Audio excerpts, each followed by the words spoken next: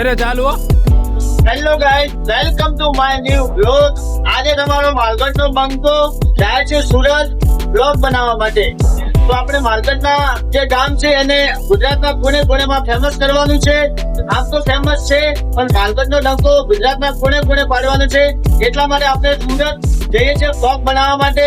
અને હું જાઉં છું રાધેશ્યામ ટ્રાવેલ્સ, જે મારી સાથે છે સાગરભાઈ દેસાઈ, જે સુરત જવા માટે ટ્રાવેલ્સમાં મારી સાથે છે. અને એમની જે રાધેશ્યામ જે ટ્રાવેલ્સ છે એ સુઈગામ થી ઉપડે છે. સુઈગામ, ભાટવર, વાવ, થરાદ, ડીસા, પાલનપુર, મહેસાણા અને અમદાવાદ થી જાય છે સુરત. તો તમારે પણ આ બસમાં જવું હોય તો સફર કરી શકો છો. એમના કોન્ટેક્ટ નંબર હું તમને વિડીયો નાખી દઈશ. તો ફાઇનલી આપણે લોકો રાધેશ્યામ ટ્રાવેલ્સ ની અંદર આવી ગયા છીએ અને તમે જોઈ શકો છો કે ટ્રાવેલ્સ નો જે નજારો એટલો સારો છે અને તેની જે સોફા સીટો એકદમ વ્યવસ્થિત છે. તમારે બેહવા માટે તમારે કોઈ તકલીફ નહીં આવશે અને તમને એવું જ લાગશે કે તમે કોઈ 5 સ્ટાર હોટલમાં બેઠા હશો. તો આ સફરની મજા માણવા તમે પણ આવજો રાધેશ્યામ ટ્રાવેલ્સમાં. જય શ્રી કૃષ્ણ, રાધે રાધે. મારી સાથે છે કરણભાઈ. તો કરણભાઈ ને આપણે પૂછી લઈએ કે માલગઢ ગામ વિશે તમે એ ભાઈ જાણે છે કે નથી જાણતા. તો કરણભાઈ, તમે માલગઢ ગામ જોયું છે? હા, તો કેવું લાગ્યું ગામ? સારું ગામ છે અને ડીસાની બાજુમાં છે, 5 કિલોમીટર છે અને બહુ સરસ ગામ છે એમ.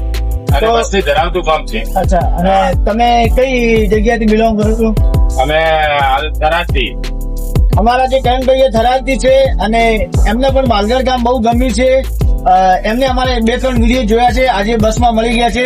તો એમને મેં પૂછ્યું કે તમને માલગઢ ગામ કેવું લાગ્યું. તો એમને ગામ બહુ સારું લાગ્યું અને એમને કેવું છે એવું છે કે ડીસા તાલુકાની અંદર સૌથી મોટામાં મોટું ગામ માલગઢ છે. ને તમને આ ટ્રાવેલ્સ કેવી લાગી? બહુ સરસ, અહીંયાના સોફા બીજા બહુ સરસ, સર્વિસ પણ સારી લાગી, સર્વિસ પણ સારી લાગી અને એમના સ્ટાફ નો વ્યવહાર પણ સારો. તો રાધેશ્યામ નો જે સ્ટાફ છે એ સ્ટાફ નથી, એક પરિવારની જેમ છે. તો તમે એની અંદર સફર કરશો તો તમને પરિવારની જેમ સફર કરાવશે. એવું નથી કે તમે એક પેસેન્જર છો અને એવી રીતે વર્તન કરશે. તો રાધેશ્યામ ટ્રાવેલ્સ ની અંદર પણ સફર કરજો. અને મારું ગામ માલગઢ એ તો તમને ખબર છે, એ તો ડંકો પાડવાનો છે. તો જેટલું બને એટલું આ વિડીયોને શેર કરજો, લાઈક, કમેન્ટ અને સબસ્ક્રાઇબ કરવાનું તો ભૂલતા. જય શ્રી કૃષ્ણ, રાધે રાધે.